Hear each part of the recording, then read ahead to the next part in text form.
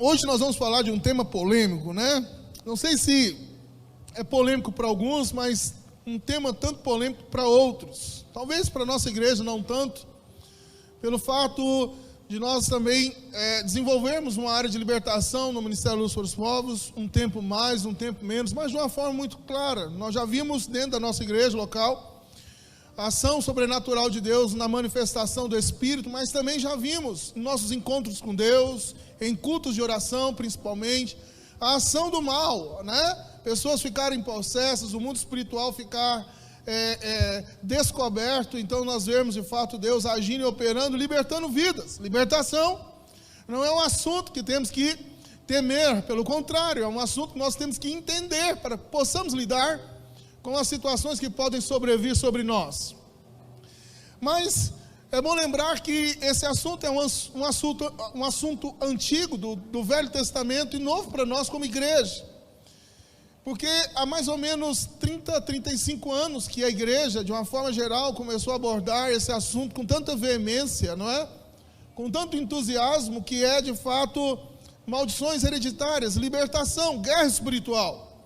Não se atentava tanto para isso, porque era um assunto muito polêmico. Até nos dias de hoje nós temos duas linhas de pensamentos, de teólogos, de pessoas que se fundamentam em alguma passagem bíblica para trazer talvez os entendimentos diferentes.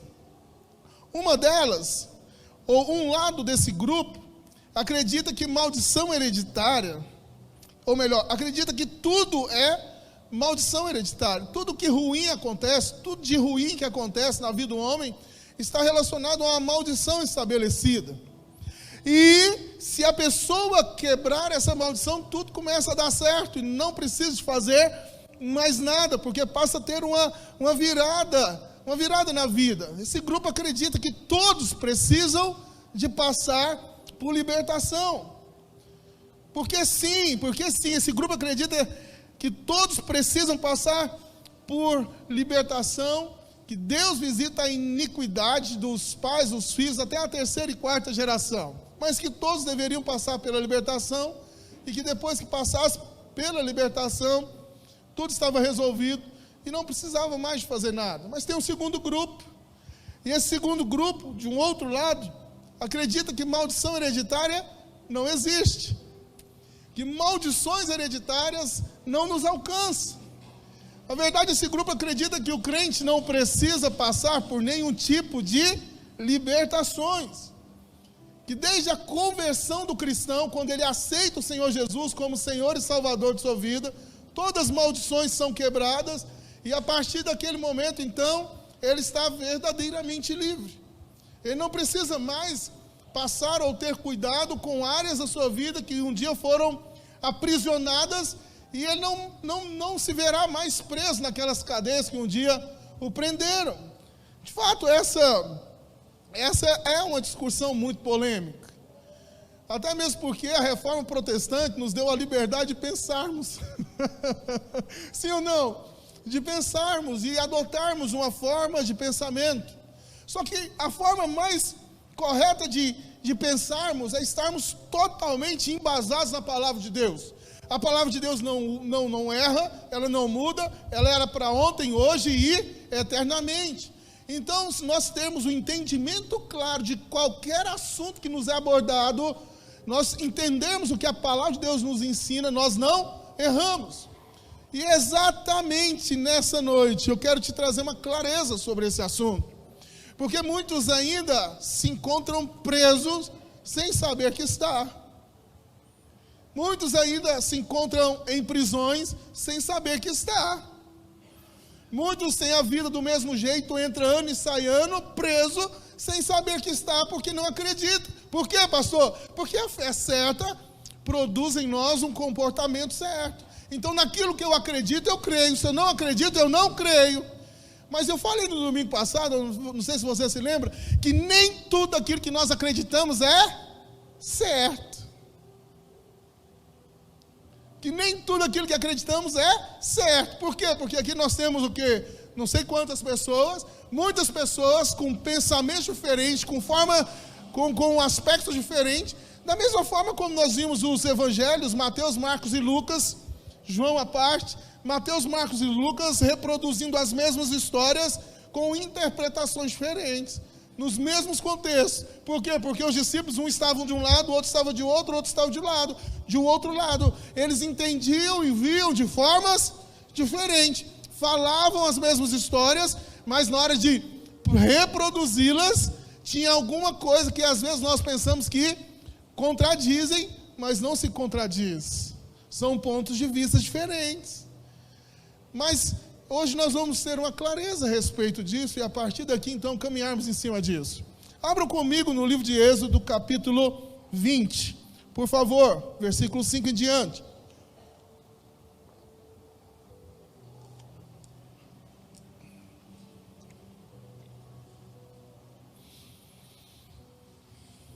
Êxodo capítulo 20, versículos 5 e 6 diz assim: não adorarás, nem lhes darás culto, porque eu sou o Senhor teu Deus, Deus zeloso, que visito, diga aí, iniquidade, todos, iniquidade.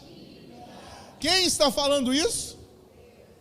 Ele fala, olha, não as adorarás, nem lhes darás culto, está falando de idolatria, de imagens, segundo o mandamento, porque eu, o Senhor teu Deus, Deus zeloso, que visito a iniquidade dos pais nos filhos, até a terceira e quarta geração daqueles que me aborrecem, e faço misericórdia até 1000 gerações daqueles que amam e guardam os meus mandamentos. Então, irmãos, deixa eu concluir a mensagem para você achar que eu estou falando só do Velho Testamento. Ok? Porque senão você já faz um preconceito aqui, você não recebe aquilo que Deus quer te dar. Escute, o texto é muito claro que maldição hereditária existe. Que maldição hereditária existe. Que Deus, o próprio Deus, Ele visita a iniquidade dos pais nos filhos até a terceira e quarta geração. Mas isso, ou somente isso, não é toda a verdade. Aqui é uma verdade, é um ponto, é um aspecto, mas existe o complemento dessa verdade aqui também embutido. Por quê, pastor? Porque o próprio texto, ele por si só, ele mostra a bênção, ou melhor, ele mostra a maldição, mas ele também mostra a bênção. E o texto fala o seguinte, olha, que Deus visita a iniquidade dos pais nos filhos, mas que Deus exerce misericórdia na vida destes mesmos filhos até 1000 gerações. Agora, irmãos, 1000 gerações, cada geração corresponde a 80 anos.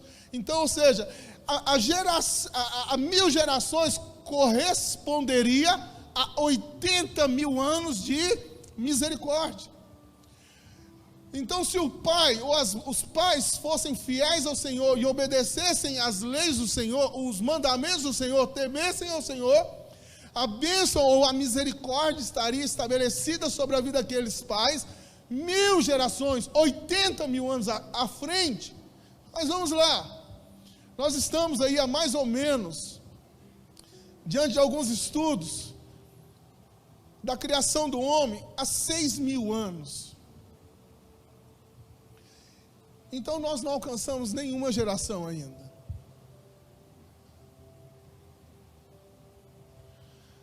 Se tem 80.000 anos de misericórdia para frente, tem muita coisa que nos falta. Ou seja, irmãos, a Bíblia fala de uma forma muito clara que mesmo no Velho Testamento, mesmo que para muitos debaixo da lei, mesmo que para muitos ainda debaixo daquele que era olho por olho, dente por dente, a Bíblia fala que a bênção do Senhor sobreporia ou sobrepõe a maldição. A bênção do Senhor, ela sobrepõe a maldição. Mas escute, queridos, a Bíblia fala aqui algo muito curioso. A Bíblia determina aqueles que seriam abençoados ou aqueles que seriam ou estariam debaixo de maldição. A Bíblia fala no mesmo texto duas verdades, dois aspectos, duas vertentes que determinaria a vida do homem. Por quê, pastor? Porque ele fala o seguinte, que os amaldiçoados serão aqueles que estão debaixo da iniquidade, e os abençoados seriam aqueles que guardam os mandamentos e obedecem todas as palavras do Senhor. Mas você precisa entender qual que é o conceito de maldição. O que é maldição? Maldição, para muitos, é uma palavra tão forte, e realmente é uma palavra tão forte. Mas o que é maldição? Irmãos, escute só.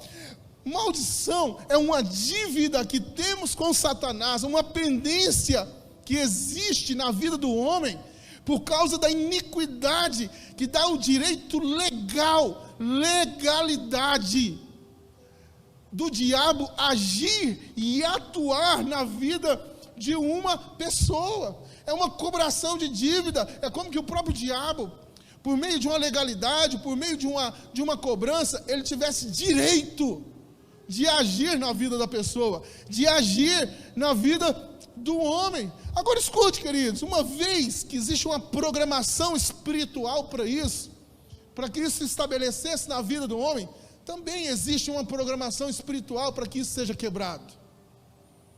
E é quando nós falamos de algo espiritual, nós falamos de quê? Quebra de maldições. Maldições hereditárias. Nós falamos de quê, pastor?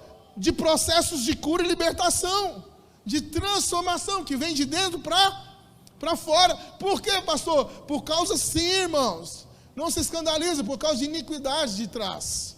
Escute, veja bem, passar por tribulação, por provação, por dificuldades, é totalmente diferente de iniquidade, de maldição. Por quê, pastor? Porque as provações dos dias, as tribulações dos dias, os dias maus da vida que nós enfrentamos, ele não tem por si só de permanecer o tempo todo, ou a vida toda, porque ele não está debaixo de uma legalidade.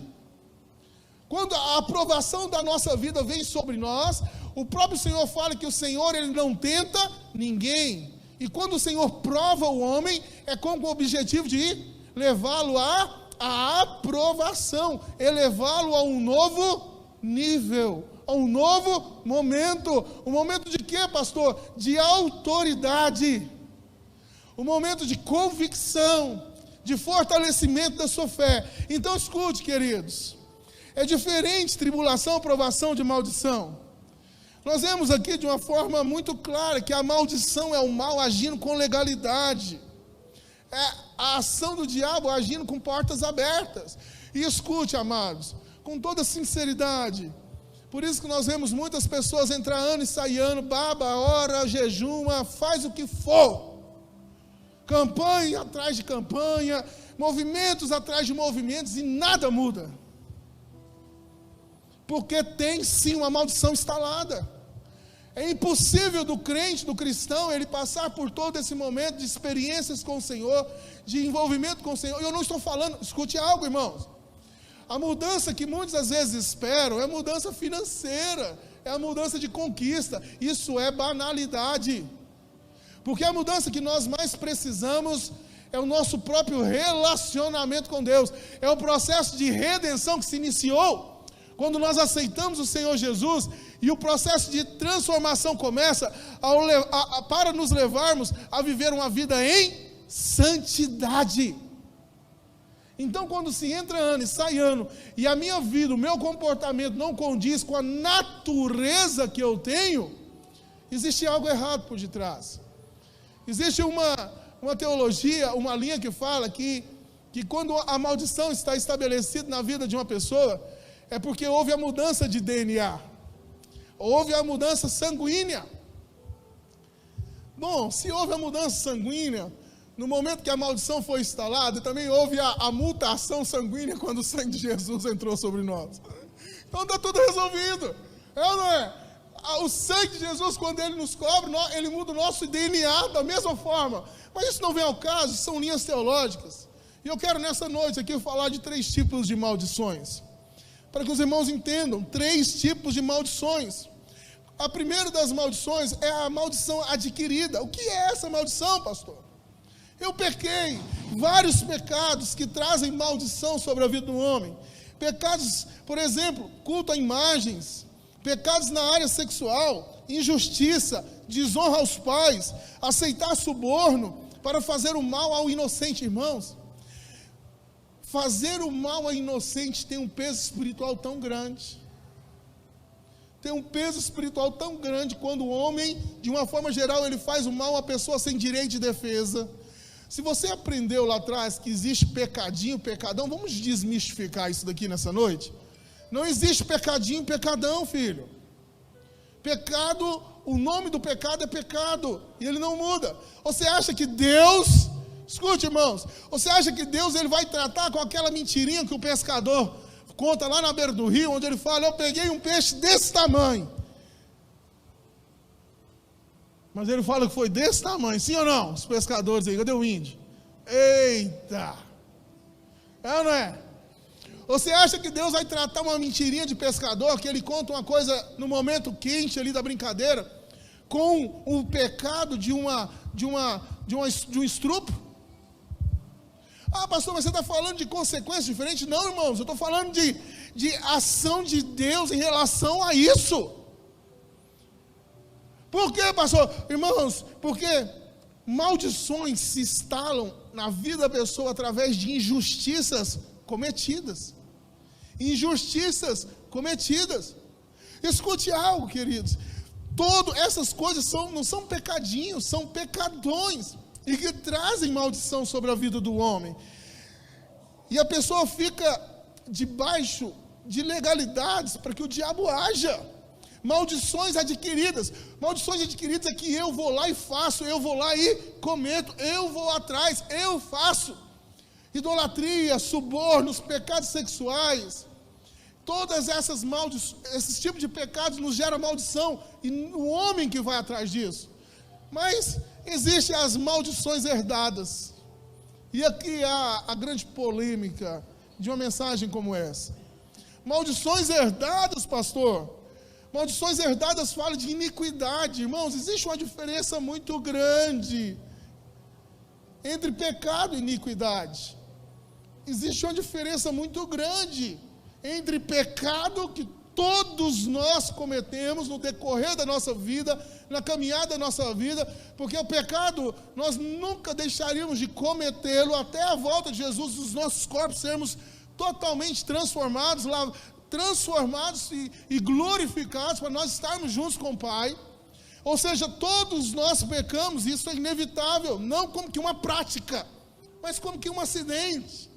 E a iniquidade não, queridos. Iniquidade é algo que gera no homem maldição. Aqui existe a maldição herdada, que é a iniquidade. Pecados passados de geração em geração. Padrões de comportamentos repetidos de tempos e tempos. Você quer ver algo muito claro?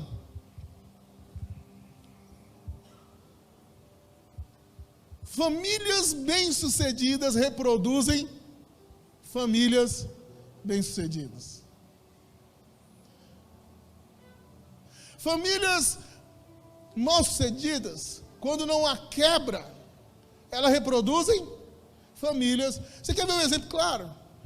O bisavô bebeu, o pai bebeu, o filho bebeu, o fulano vai beber, ciclano vai beber, vai se embriagar, vai se prostituiu lá atrás, e essa maldição vai passando para cá, prostituição, adultério, vai passando adultério, divórcio, vai passando divórcio, miséria, vai passando miséria, suicídio, emoções oscilantes, vai passando de lá para cá, de geração em geração, maldições herdadas. E nós vamos fazendo vista grossas a isso, porque nós não queremos ver e aceitar para que haja de fato a quebra da maldição, e a partir dali haja mudança de vida. Irmãos, sermos verdadeiramente livres, é muito bonito simplesmente falar. Aquele, pois, que ouve estas minhas palavras e as pratica, será comparado ao homem prudente, que edificou a sua casa sobre a rocha. Então, qual que é a edificação da casa? Ouvir e praticar. Maldições herdadas. No final das contas, queridos, nós vamos entender, escute algo, no final disso tudo nós vamos entender que Cristo morreu e ressuscitou para nos resgatar de toda maldição, e que é o sangue de Jesus que nos lava de todo pecado. Claro, isso é claro, nós sabemos que toda maldição, nós vamos concluir exatamente com isso. Eu estou indo lá atrás, para que você não se assuste tanto, lá na conclusão, para que você não se assuste tanto. É claro que toda maldição foi completa em Jesus, colocada na cruz, sem dúvida nenhuma. Mas aqui existem vários pontos que nós ainda vamos falar nessa noite. Então nós falamos de maldição adquirida, nós falamos de maldição herdada, da iniquidade dos pais que passam para os filhos, e que isso é muito claro na palavra de Deus. E nós estamos falando aqui de maldições coletivas. O que é, pastor, uma maldição coletiva? A maldição coletiva, ela é dada por um povo. Exemplo, corrupção. Um governante que não governa bem o seu município, estado ou país, e que faz uso indevido dos impostos, dos tributos, de tudo aquilo que se é arrecadado, e que se oferece ali o seu município de uma forma direta ou indireta a entidades, ou qualquer outra situação, ou que vive uma vida de promiscuidade, faz com que o povo todo também esteja debaixo de maldição. Por quê? Porque nós colocamos à frente pessoas que estão sobre nós numa posição de liderança. Escute, queridos, maldições coletivas, ela vem por causa do pecado de um povo, corrupção, injustiça, assassinatos, pecados coletivos. Mas escute algo, queridos, existe uma diferença, quando o pecado é um erro aleatório, um deslize, um fato isolado, e do pecado que se torna iniquidade, que é passado de geração em geração.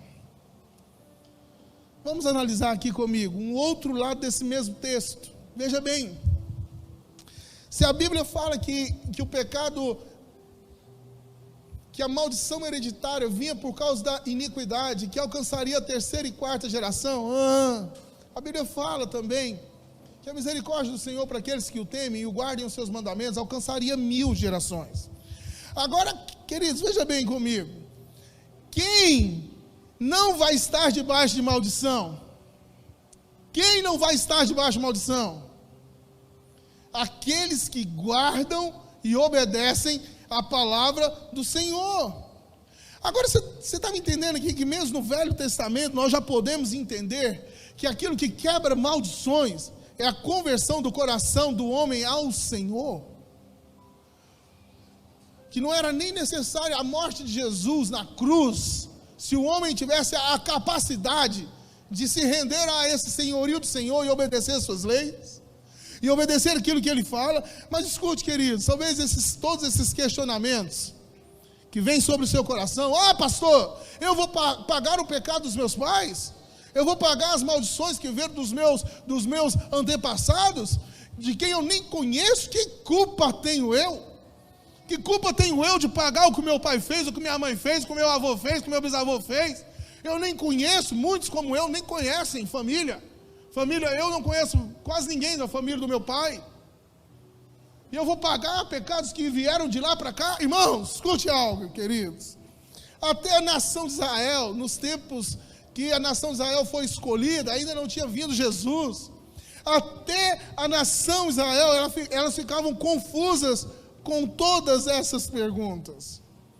E sabia que o próprio Senhor Jesus, o próprio Deus, Ele respondeu todas essas perguntas? No Velho Testamento? O próprio Deus, Ele responde essas perguntas ao questionamento da nação de Israel no Velho Testamento. Aonde está isso, pastor? Abra comigo no livro de Ezequiel, capítulo 18, versículo 1 e 2, e nós vamos trazer uma clareza aqui.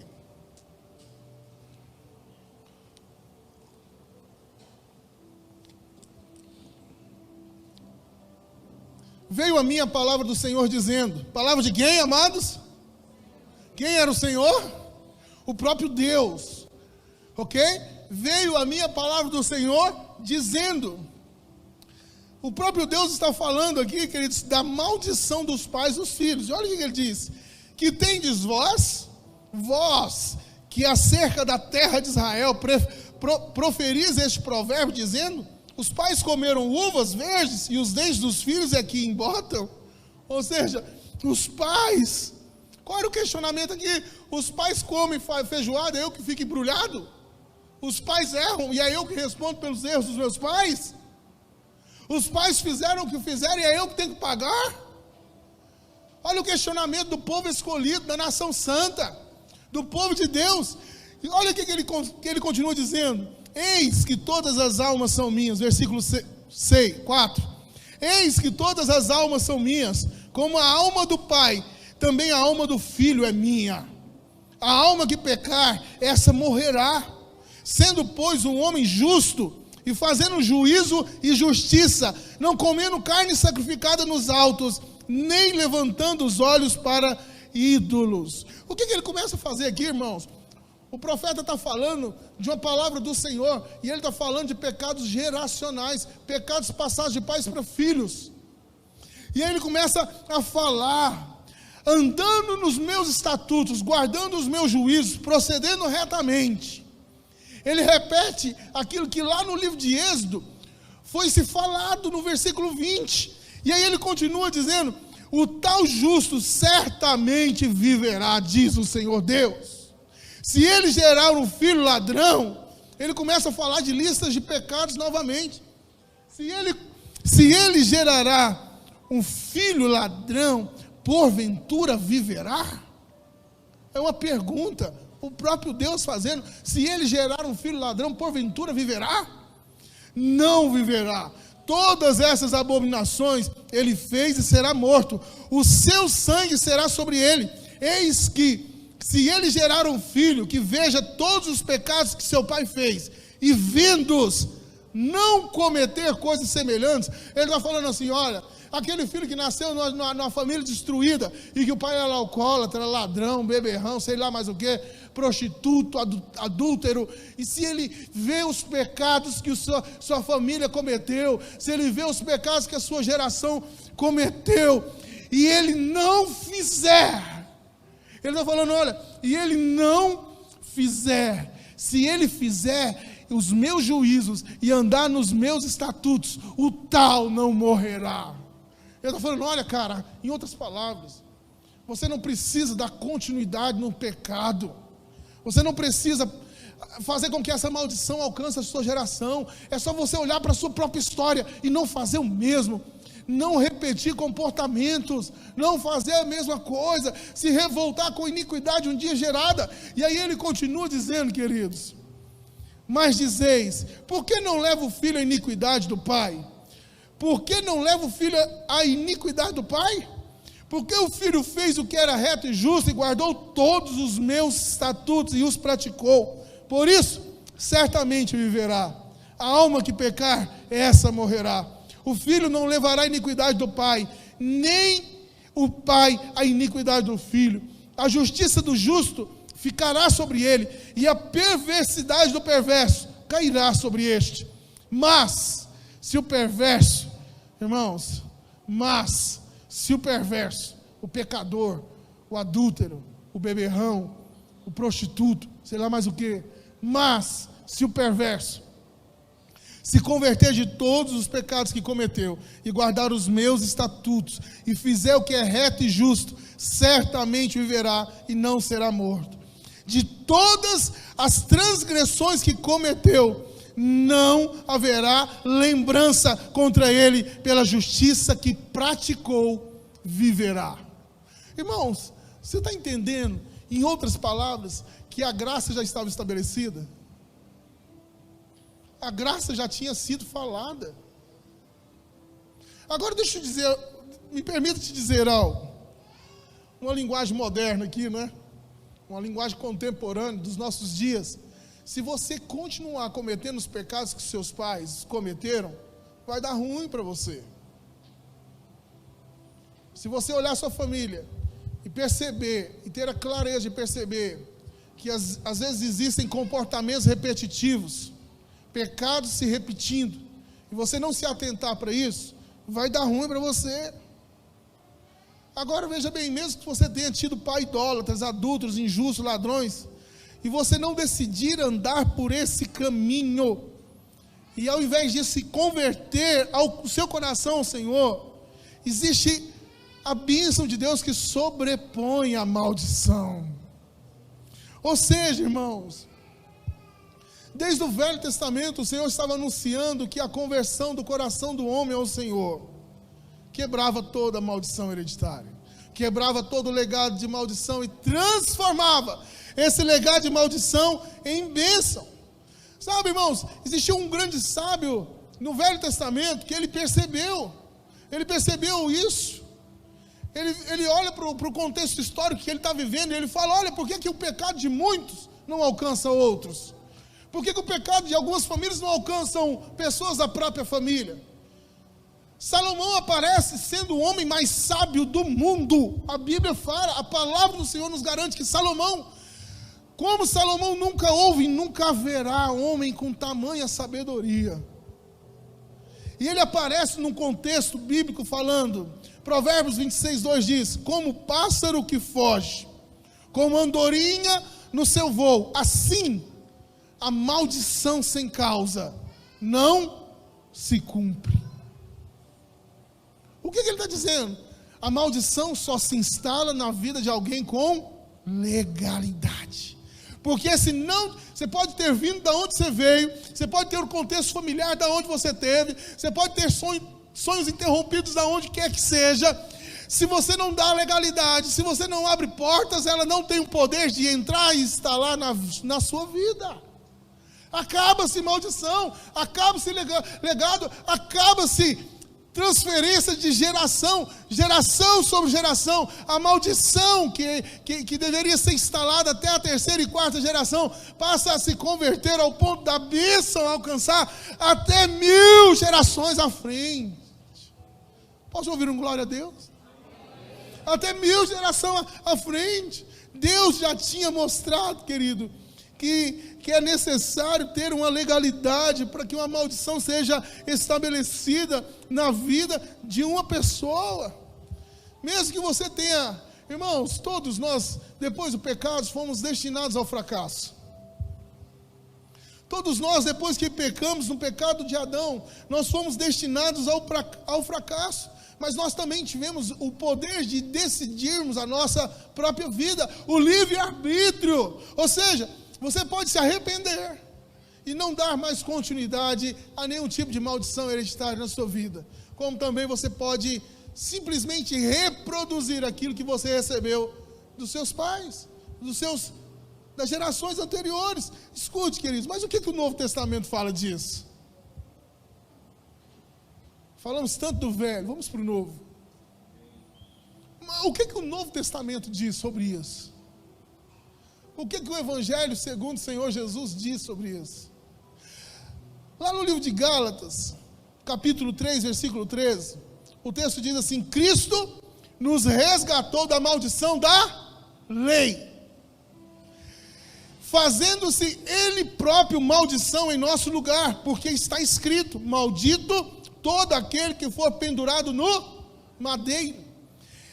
2 Coríntios capítulo 5, versículo 17 diz: e assim, se alguém está em Cristo, é nova criatura, as coisas antigas já se passaram, e eis que se fizeram todas novas. Colossenses 2, 13 e 14 diz: e a vós outros, que estáveis mortos pelas vossas transgressões e pela incircuncisão da vossa carne, vos deu vida juntamente com Ele, perdoando todos os seus delitos, tendo cancelado o escrito de dívida. O que é dívida? Diga comigo: uma maldição. Tendo cancelado o escrito da dívida, que era contra nós, e que constava nas ordenanças, o qual nos era prejudicial, removendo-o inteiramente e encravando-o na cruz. Paulo está dizendo que toda dívida que nós tínhamos com o pecado, o Senhor Jesus veio e Ele pagou o preço. Então não existe mais nada sobre nós que pode nos levar à prisão novamente. Agora entendam comigo. Aqui tem uma verdade.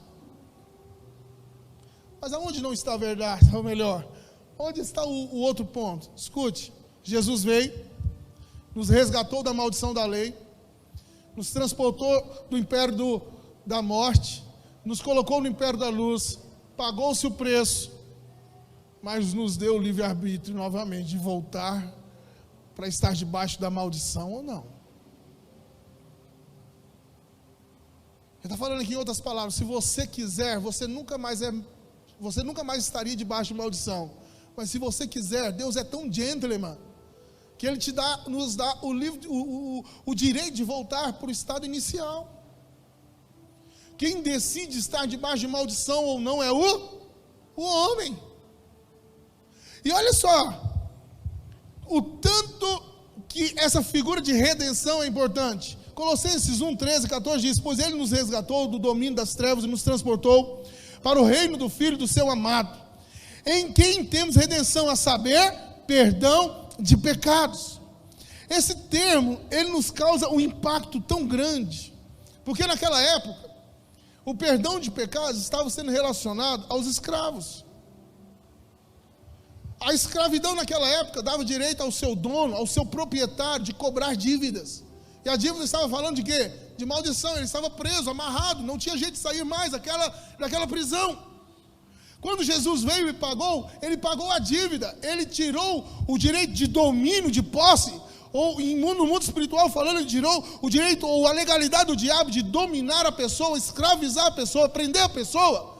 Ele simplesmente pagou toda a dívida, não dando mais o direito daquele credor, daquele proprietário, daquela alma, daquela vida ou daquele escravo, de voltar atrás.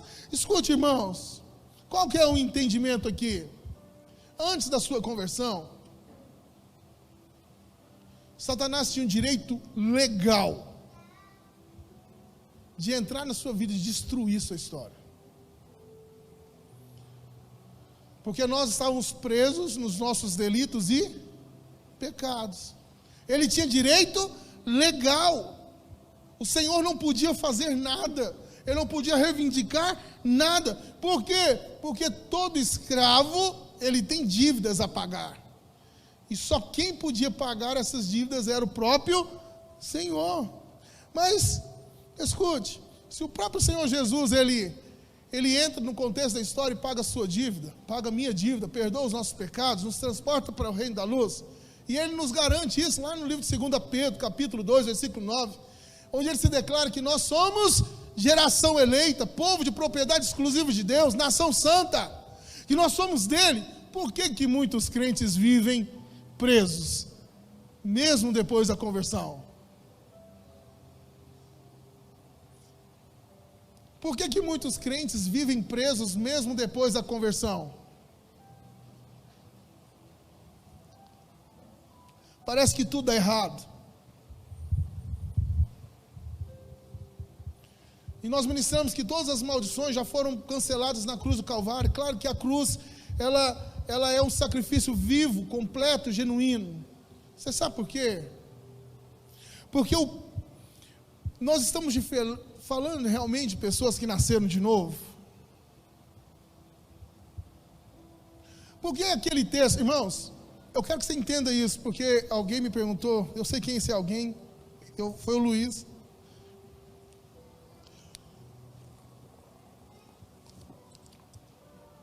Por que nós acreditamos que uma vez salvo, salvo para sempre? Você acredita nisso? Responde, sim ou não?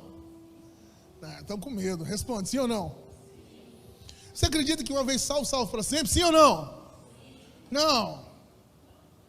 Você acredita que uma vez salvo, salvo para sempre? Sim ou não? Ei, irmãos.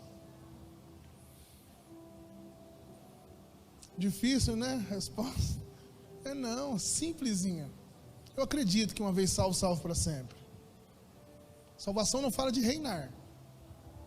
Mas, quando eu acredito que uma vez salvo, salvo para sempre, a salvação do judeu, a salvação que eles estavam falando naquele tempo, era uma salvação que o judeu, quando ele cria, e ele acreditava em Jesus, a sua decisão era imutável.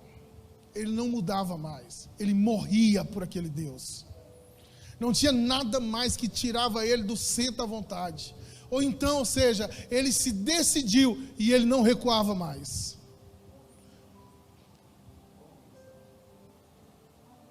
Convenção, né? Convicção, exatamente. Outro pastor é bom que auxilia. Sim ou não? Convicção, ele tinha uma convicção tão forte, tão profunda, tão verdadeira, que uma vez que ele se rendia ao senhorio desse Deus, ele não voltava mais. Então, quando nós temos esse entendimento, é para aquelas pessoas que realmente nasceram de novo. Irmão, você não precisa me responder algumas coisas, tá? Não precisa. Mas muitas vezes nós exigimos um novo nascimento de pessoas que nunca nasceram. Às vezes nós queremos extrair frutos de pessoas que nunca nasceram de novo. Aí vivem debaixo de maldição. Por quê? Porque verdadeiramente não nasceram de novo. Porque a entrega do homem é uma entrega genuína. Pecar faz parte da trajetória de todos, mas viver a prática do pecado é para aqueles que não conhecem o Senhor. Aqui fala de iniquidade, pecados planejados, maldição. Iniquidade gera maldição. Então, irmãos, a maneira certa de nós lidarmos com um assunto tão polêmico como esse, é o que eu vou te trazer aqui agora, nesse breve momento.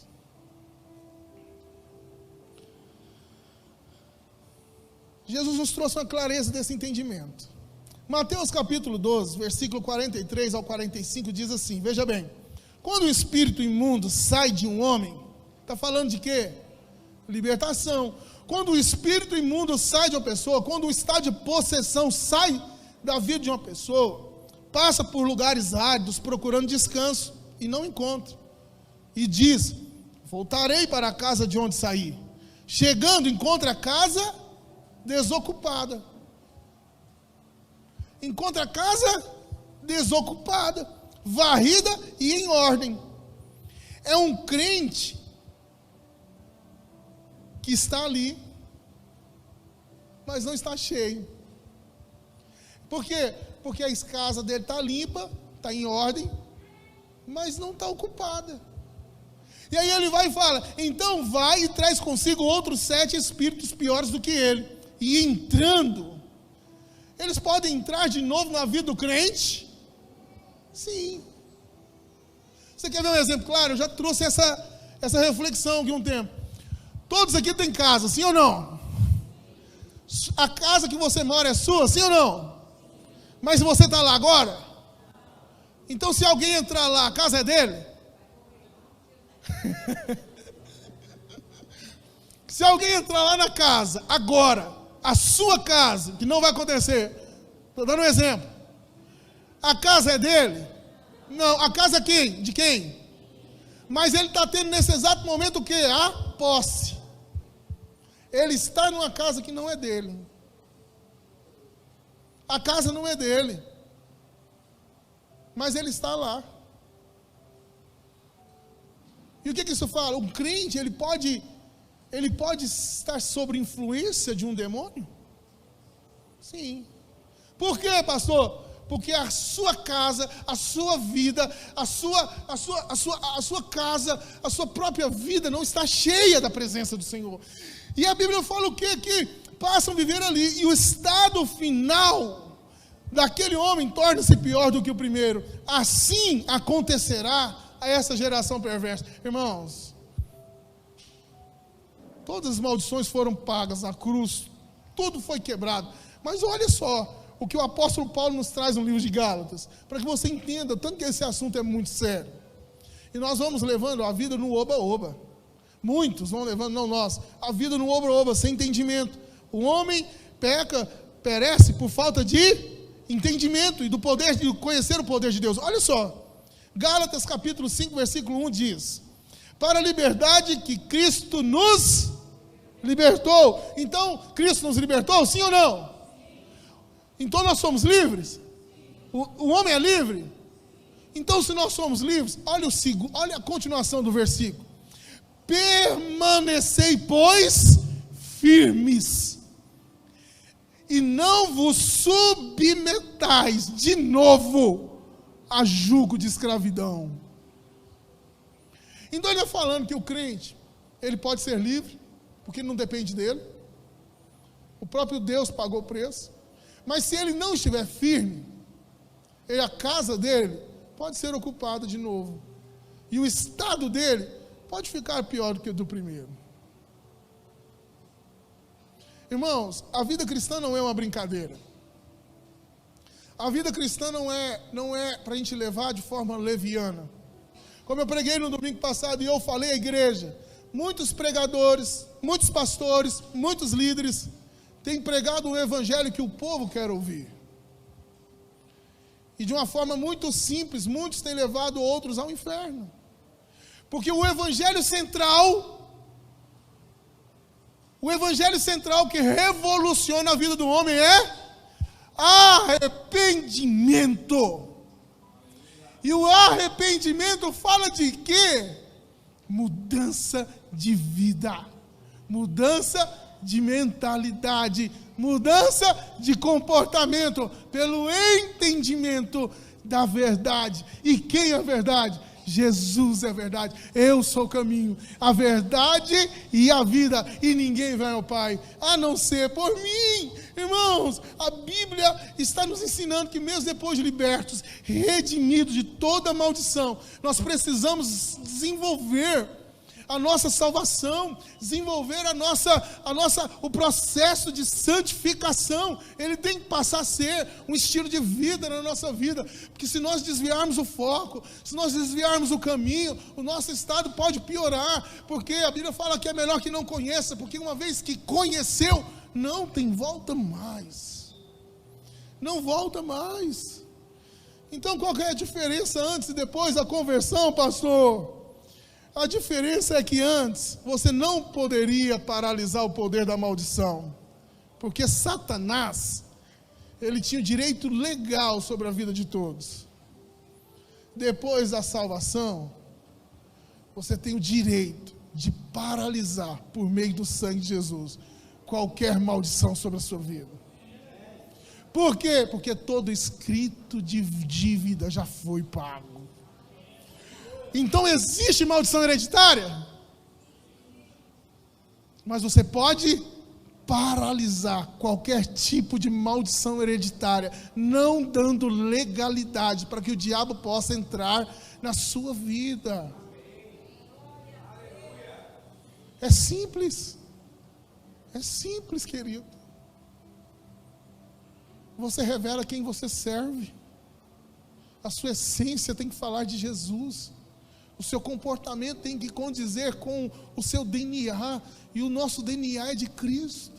É simples nós identificarmos na nossa vida se existem pecados, maldições hereditárias, se existem pecados que estão passados de pais para filhos, se existe a carga ou sobrepeso de maldições coletivas, maldições que eu mesmo procurei, maldições herdadas. É simples você olhar para a sua história e entender: ai, meu pai era isso, meu bisavô era isso, meu pai era isso, e eu sou tentado a isso. Você pode até ser tentado, o seu DNA foi mudado depois do novo nascimento, mas para que você possa vencer toda e qualquer situação na sua vida, você tem que ter um encontro com Jesus.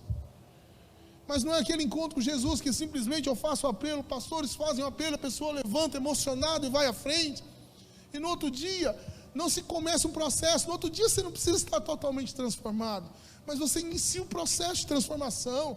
Escute, querido, o nascido de novo, ele já não mais vive na prática do pecado, ele escorrega, é um vacilo, é uma falha, mas ele não planeja o pecado, ele não arma o pecado, ele não vive na prática do pecado. Por quê? Porque ele nasceu de novo. Erros são passíveis de perdão. Perdão, irmãos, perdão. A consequência é uma, iniquidade, a consequência é outra.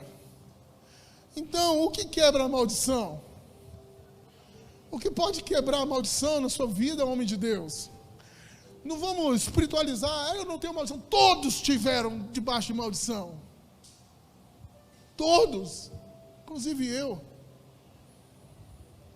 Todos nós estivemos debaixo de maldição. Se nós não lutarmos com isso todos os dias, num processo de santificação, o diabo passa a ter legalidade de novo e ele age na vida do homem.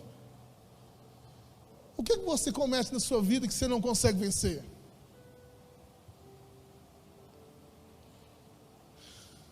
O que você... Irmãos, é muito simples nós identificarmos a área da nossa vida que precisa de quebras de maldições. O que você tem vivido esses anos todos que você não consegue vencer? Entra ano e sai ano, é a mesma historinha. Porque, irmãos, se existem áreas na nossa vida que ainda nós não vencemos, precisa de ter uma quebra de maldição aí. Ou ao menos, precisa ter um novo nascimento. Porque, irmãos, escute algo.